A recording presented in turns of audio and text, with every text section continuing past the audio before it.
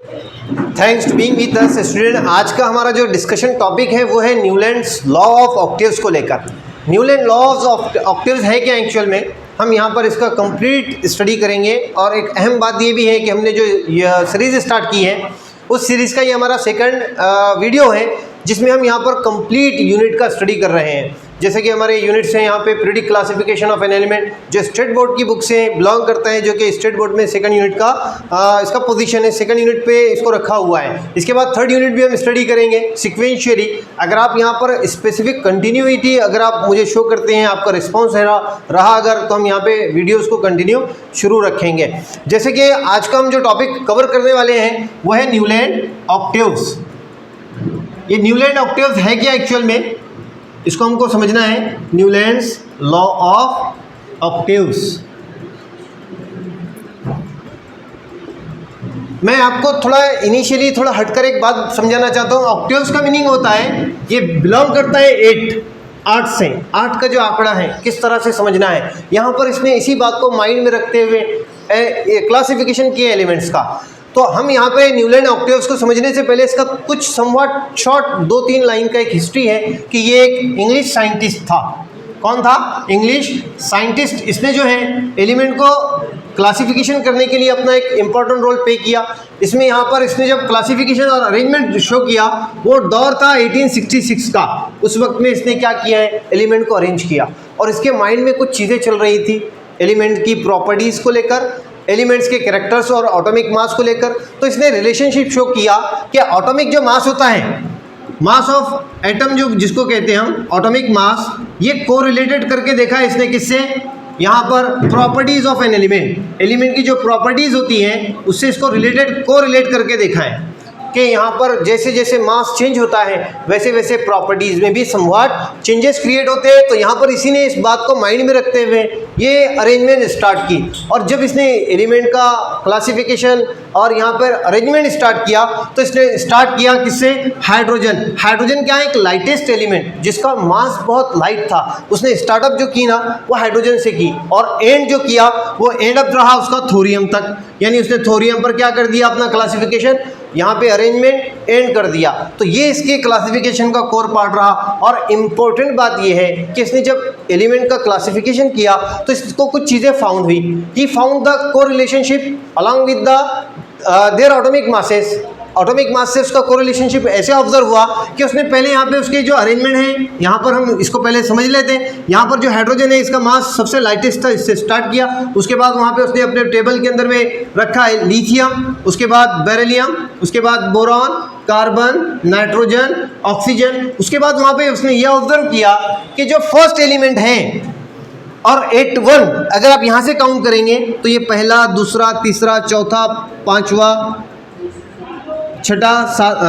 पांचवा, छठा और सातवां। उसके बाद जो 8वां नेक्स्ट वन 8th एलिमेंट है, इसकी प्रॉपर्टी उसने ऑब्जर्व की। 8वां वो यहाँ रखना चाहता था, लेकिन उसने क्या किया, ऑब्जर्व किया कि जो 8th एलिमेंट है उसकी प्रॉपर्टी यहाँ पर किससे सिमिलर है, फर्स्ट एलिमेंट से। तो उसने जो 8th एलिमेंट, जो 8वें नंबर पे आने वाला एलिमेंट था, उसको क्या किया, यहाँ पर सेम ग्रुप में रखा, यानी इसके नीचे उसको अरेंज किया। जिसकी प्रॉपर्टी सिमिलर ऑब्जर्व हो रही थी, उसने 8th एलिमेंट को क्या किया है, यहाँ पर उसके नीचे अरेंज किया। जैसे यहाँ पर उसने ऑब्जर्व किया कि लिथियम के नीचे, स्पेसिफिक लिथियम को अगर फर्स्ट कंसीडर किया जाए तो यहाँ पे beryllium second, third, fourth, fifth, 6, 7 और 8वां जो एलिमेंट है यहाँ पर उसने अरेंज किया सोडियम।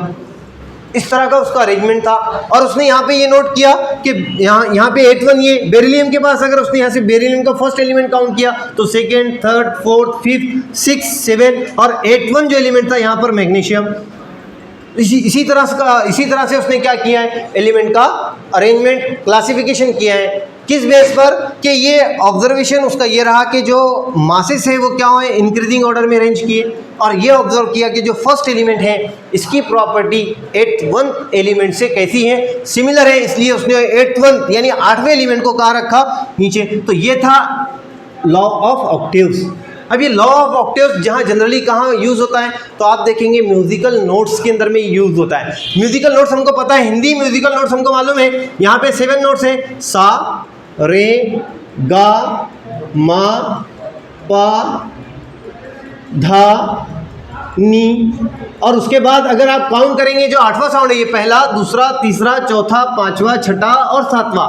अब आठवां जो साउंड निकलेगा वो रहेगा वापस से सा, जैसे सा रे गा मा पा धा नी, और आठवां साउंड क्या है, सा। ऐसे ही इंग्लिश के अंदर में यहाँ पे म्यूजिकल नोट्स होते हैं, और वो म्यूजिकल नोट्स क्या हैं, डो, डू, रे, मी, फा, सो, ला, टी।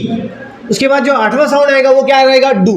तो यहाँ पर जैसे म्यूजिक्स के अंदर में जो नोट्स है पहला और आठवां सेम होता है, ऐसे ही यहाँ पर जो क्लासिफिकेशन उसने अरेंज किए कि मास इंक्रीजिंग ऑर्डर में अरेंज किए, और यहाँ पर ऑब्जर्व किया कि पहला एलिमेंट और 8th एलिमेंट इनकी प्रॉपर्टी कैसे सेम, जैसे म्यूजिक के अंदर जो साउंड्स आते हैं वो आठवां और पहला सुर जिसको हम कहते हैं हिंदी के अंदर में वो सेम है, ऐसे ही यहाँ पर प्रॉपर्टीज़ भी पहले और आठवें एलिमेंट की सिमिलर है। तो उसने यहाँ पर जो है तो एलिमेंट का क्लासिफिकेशन इस तरह से किया, मैग्नीशियम के बाद यहाँ एल्यूमिनियम, बोरो, कार्बन के नीचे सिलिकॉन, नाइट्रोजन के नीचे फॉस्फोरस, ऑक्सीजन के नीचे सल्फर, इसी तरह से फ्लोरीन के नीचे क्लोरीन, यहाँ सोडियम के नीचे पोटाशियम और मैग्नीशियम के नीचे कैल्शियम। उसका क्लासिफिकेशन की एक अहम बात ये रही, इसमें कुछ यहाँ पर स्पेसिफिक लिमिटेशंस भी रहे।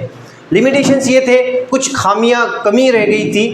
वो कमियां कुछ इस तरह से हैं कि पहली कमी ये थी कि इसने जो क्लासिफिकेशन रिप्रेजेंट किया, ये क्लासिफिकेशन सिर्फ अप टू कैल्शियम तक ही अप्लीकेबल था। जो इसने यहाँ पर रिप्रेजेंटेशन दिया था कि जैसे 1 to 8 साउंड अगर आप अरेंज करते हैं, 1 और 8 साउंड सिमिलर होता है, यहाँ भी फर्स्ट एलिमेंट की और 8th एलिमेंट की प्रॉपर्टी कैसे होती है, सिमिलर। तो ये ऐसा जो क्लासिफिकेशन इस बेस पे किया था, ये सिर्फ कहाँ तक पॉसिबल था, ऐसे कि ये पहला और ये 8वां सेम सिर्फ कैल्शियम तक ही अप्लीकेबल था। उसके बाद वाले एलिमेंट इस तरह की प्रॉपर्टी, इस तरह का ऑक्टेव्स लॉ रिप्रेजेंट नहीं करते, तो ये इसकी लिमिटेशंस थी। अगर आप नोट करना चाहते हैं तो मैं आपको स्क्रीन पर बता रहा हूँ कि आप अगर इसको लिखेंगे कि न्यूलैंड लॉ ऑफ ऑक्टेव्स, तो इसमें कुछ पॉइंट्स हैं शुरुआत के अंदर में कि सबसे पहले that arrangement was represented by Newland, ये आप लिख सकते हैं। उसके अंदर में अगर आपको ऐसे पूछा है explain the Newland law of octaves, तो आप वहां पर क्या लिखेंगे, जो स्क्रीन पे मैं आपको बता रहा हूँ, न्यूलैंड लॉ ऑफ ऑक्टेव्स में आप इनिशिएशन करेंगे,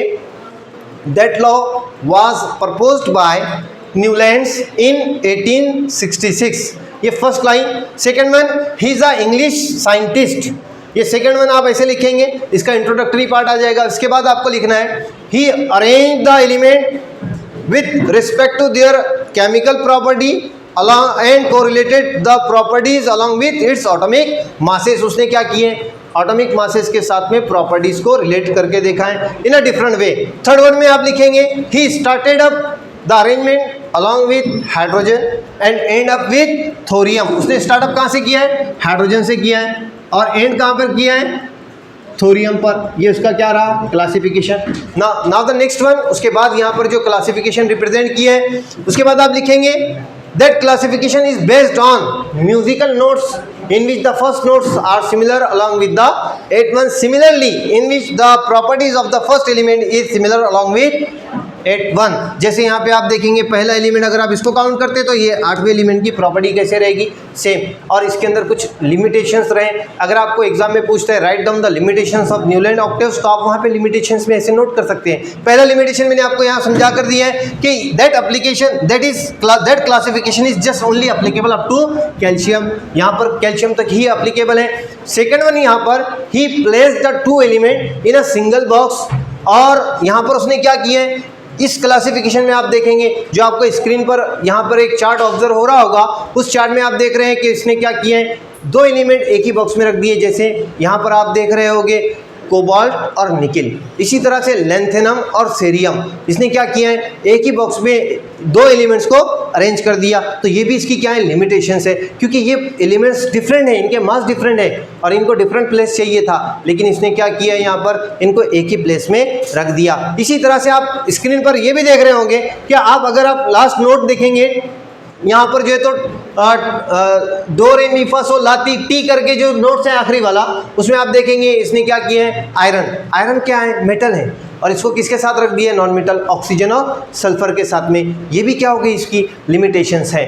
और एक अहम और लास्ट ये था, इसकी लिमिटेशंस ये है, he does not have a or he didn't have a provision to accommodate the newly discovered element। जो नए एलिमेंट डिस्कवर होने वाले थे इसके पास इसका कोई प्रोविजन, कोई प्लान नहीं था, इसलिए इसकी जो प्रिडिक्टेबल के अंदर में आप देखेंगे कि ये एलिमेंट को आप अरेंज नहीं कर सकते थे। तो ये था आज का हमारा डिस्कशन टॉपिक जिसको हमने कहा न्यूलैंड लॉ ऑफ ऑक्टेव्स। इसके बाद हम जो है तो नेक्स्ट टॉपिक स्टार्ट करेंगे, वो रहेगा वो रहेगा हमारा डी मैट्रिव मेंडेलीव प्रिडिक्ट टेबल। तो यहाँ पर डी मैट्रिव ने किस तरह से प्रिडिक्ट क्लासिफिकेशन किया, नेक्स्ट लेक्चर में हम इस टॉपिक को देखेंगे। उम्मीद है कुछ तो भी टॉपिक समझ में आया होगा। ठीक है, ओके।